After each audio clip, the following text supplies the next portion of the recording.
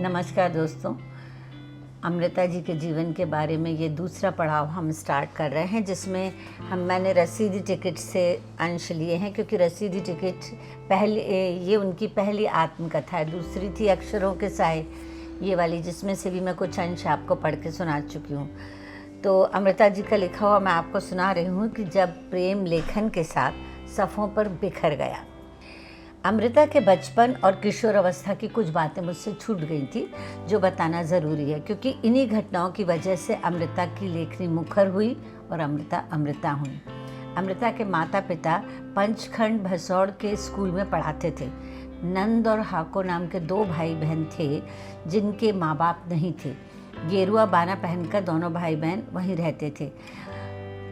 जब उनकी बहन का देहांत हुआ, नंद की बहन का, तो नंद ने संन्यास ले लिया और वो बालका साधु कहलाने लगे और उन्होंने संस्कृत, ब्रज भाषा, बहुत सारी भाषाएं सीखी। राज बीबी जो थी, गुजरात से थी, वो हमेशा उनके पति फौज में थे जो वापस नहीं आए, तो वो हमेशा दयाल जी के डेरे पर माथा टेकने आती थी, जहाँ पर नंद बाबा बैठते थे। उनको और वो कविताएं सुनाया करते थे जो वो लिखते थे। वो अपनी भाभी के साथ वहाँ दयाल बाबा के डेरे पर माथा टेकने आती थी। लेकिन एक दिन नंद बाबा जो थे, वो कविता सुनाते सुनाते राज बीबी की तरफ देखने लगे, तो दयाल बाबा ने कहा कि तुम्हारी उम्र जोग के लिए नहीं बनी है, तुम अब विवाह करो। अमृता कहती है, इस तरह राज बीबी मेरी माँ बनी और नंद साधु करतार सिंह के नाम से उनके पिता बने। अमृता के पिता ने पहले ही अपनी सारी संपत्ति त्याग दी थी और जो ले देकर एक मकान था, वो उन्होंने अपने गुरु भाई को दे दिया, क्योंकि उन्हें शादी के लिए मकान की ज़रूरत थी और वे सारी ज़िंदगी किराए के मकान में रहे। बंटवारे से पहले जिस पेटी में उन्होंने सारा रुपया, धन दौलत, गहने छुपा के रखे थे और एक संतनी के पास रख दिए थे, बाद में वो उनसे लेने गए तो वो साफ मुकर गई। पिता को अब माँ के जाने के बाद अमृता थी और उनका काल्पनिक प्रेमी राजन। अब पिता को ये भनक लगी तो उन्होंने एक नई चीज़ शुरू की। उन्होंने सबसे रात में कीर्तन सोहिले का पाठ पढ़वाना शुरू किया। कहते हैं रात को सोते समय चारों तरफ एक किला बन जाता है, सारी रात आप सुरक्षा में रहते हो और उसके अंदर कोई नहीं घुस पाता। अमृता को बहुत चिंता हुई कि अब मेरा राजन कैसे इस किले के अंदर आएगा। सो अमृता ध्यान या पाठ करने से पहले ध्यान करके राजन को बुला लेती और फिर उसके बाद वो पाठ पढ़ती। जीवन भर अमृता सूफी वाणी, संतों, दरवेश, भगवान, ख्वाबों, ज्योतिष और ध्यान के सहारे रहीं और उसी से उनका लेखन फूटा। उनके पूर्वाभास बहुत सही हुआ करते थे। माँ की मृत्यु के कारण वो थोड़े दिन ईश्वर से नाराज़ भी रहीं। अमृता बताती हैं कि अगर मेरी माँ होती तो मेरा 16वां सावन कुछ और तरीके से आता। ना दोस्त थे, ना सहेलियाँ, और पिताजी ने सुरक्षा को लेकर कुछ ज़्यादा ही चिंतित रहते थे। सो अमृता का 16वां साल पिछले दरवाजे से या दीवार फांद कर आता और शीशे में बैठ जाता।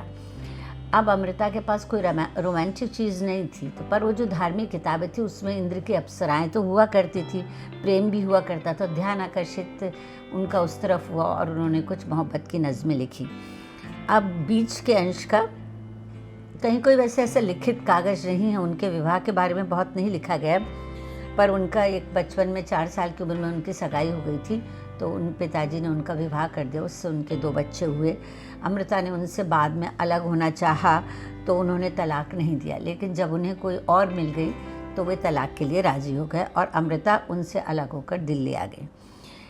तो इसी बीच अमृता के जीवन में एक साया उतरा मीन्स वो एक कार्यक्रम में गई तो 15 दिन, मतलब करीब 15 के करीब लोग थे और ये 2-3 दिन बारिश पड़ गई, तो सब इकट्ठे मिलकर पैदल बस स्टैंड की तरफ चले।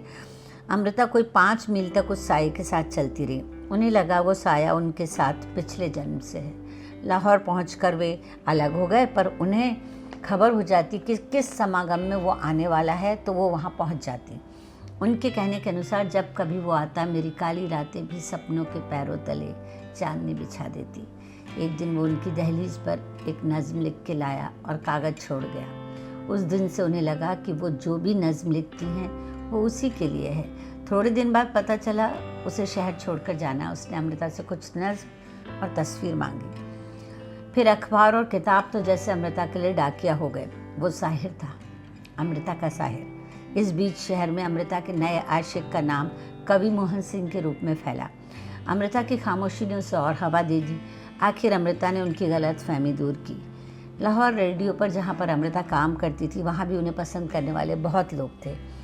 उनमें से एक थे कि वो एक ऑफिसर थे, वो कह बैठे कि कुछ बरस पहले अगर आपको देखा होता तो या तो मैं मुसलमान से सिख हो गया होता या आप सिख से मुसलमान।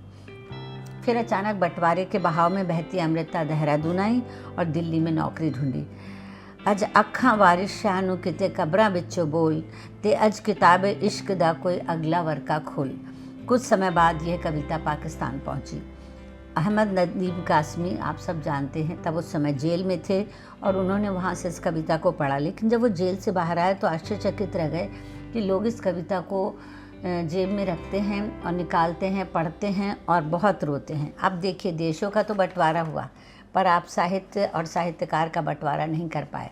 1972 में जब अमृता लंदन गई तो वहाँ की पाकिस्तान की शायरा गज़ल बाश उनसे मुलाकात हुई तो वो एकदम खुशी से उनके गले लग गई। अरे तो हमारी अमृता है जिन्होंने वारिस शाह लिखी थी। जब पाकिस्तान के मुल्तान से मशहूर साबरी उर्स के मौके पर दिल्ली आए तो उन्होंने बताया कि वे मुल्तान में एक वारिस शाह जश्न मनाते हैं जिसकी शुरुआत वारिस शाह अमृता की नज़्म से होती है। देखिए, आपको मानना पड़ेगा कि दिल से लिखी इश्क और दर्द की बातें लोगों के दिलों को छूती है, फिर चाहे देश अलग क्यों ना हो। आज हमारे संगीत और साहित्य और लोक कला के बीच दीवार खड़ी हो गई है। मतलब लोग खुल के लिख भी नहीं सकते हैं, साहित्य पे दो देश आपस में बात नहीं कर सकते हैं। 1946 में जब उनका बेटा होने वाला था तो उन्होंने ध्यान किया। उन्होंने कोई भी बात बताने से गुरेज नहीं किया। उन्हें समाज की परवाह नहीं थी। उन्होंने कहा कि मैंने मन से ऐसा पता मुझे चला कि मन से आप जिसकी इच्छा करो, बच्चे की सूरत वैसी होती है। और बोले मैंने साहिर के बारे में सोचा। तब साहिर ने हंसकर कहा था कि वेरी पुअर टेस्ट। दरअसल उन्हें थोड़ा सा कॉम्प्लेक्स था साहिर को कि वो सुंदर नहीं दिखते हैं।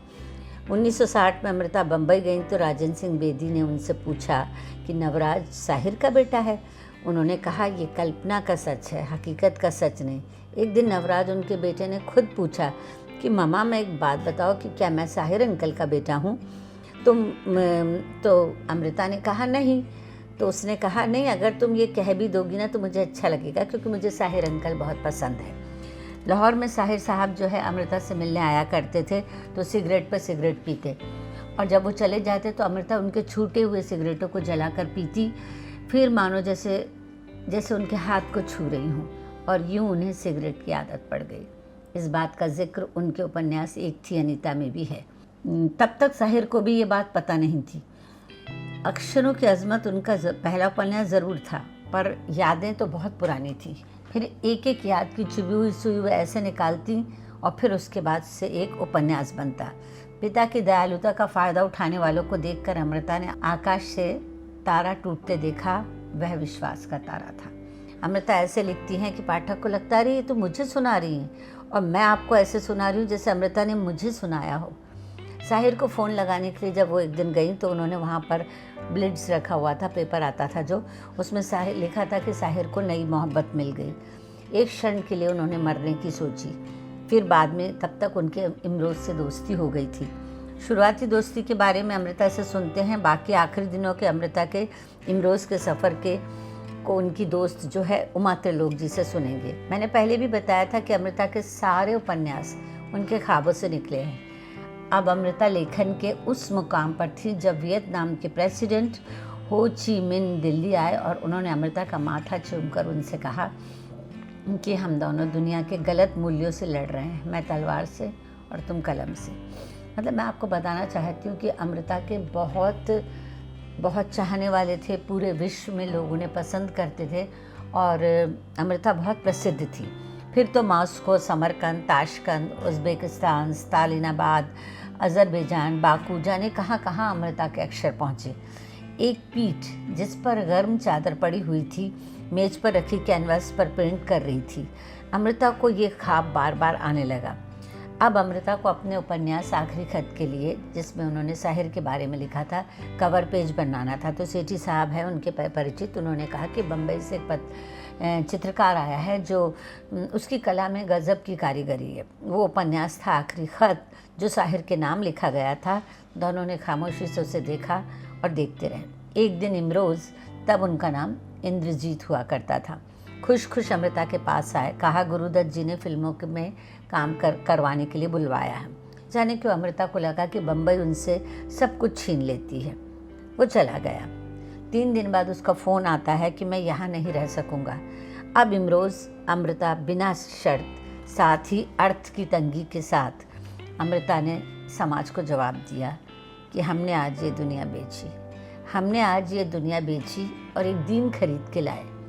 बात कुफ्र की है हमने, सपनों का एक थान बुना था, गज एक कपड़ा फाड़ लिया और उम्र की चोली सी है हमने।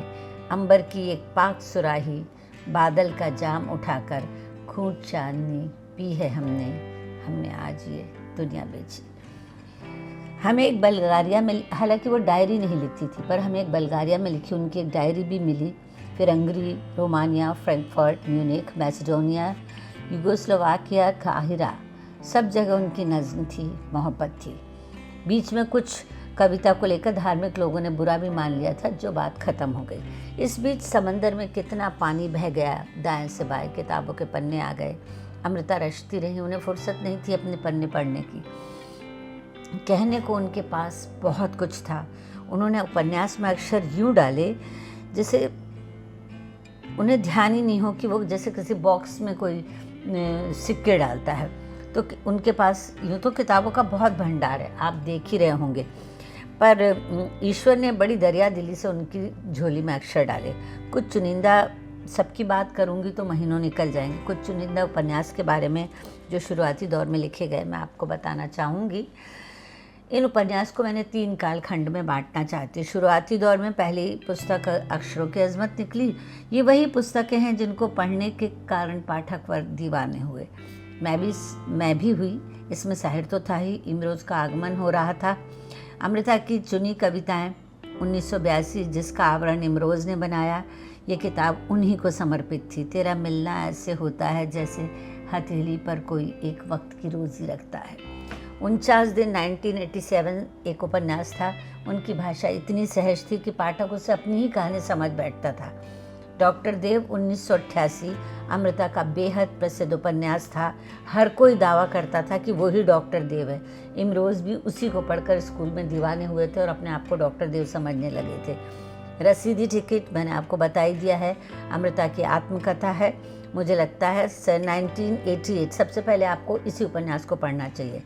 इसी पुस्तक से तुम्हारी आँखों में सांझ भी भोर भी, तुम्हारी सुगंध जैसे सांझ की आंधी, तुम्हारे होंठ दारू का एक घूंट, तुम्हारा मुख एक जाम। जलावतन आई 1989 में, तेरे इश्क की एक बूंद इसमें मिल गई थी, इसलिए मैंने उम्र की सारी करवाहट पी ली।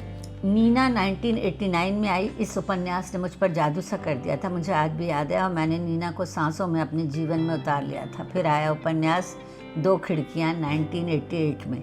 इसमें कहानियाँ थीं और दुनिया के सब मशहूर नॉवेलों के पात्र चुने थे उन्होंने। उनका लेखन अनोखा हुआ करता था। एक थी अनीता, एक और भावपूर्ण उपन्यास था जलावतन, जेब कतरे, कच्ची सड़क, 3 लघु उपन्यास थे।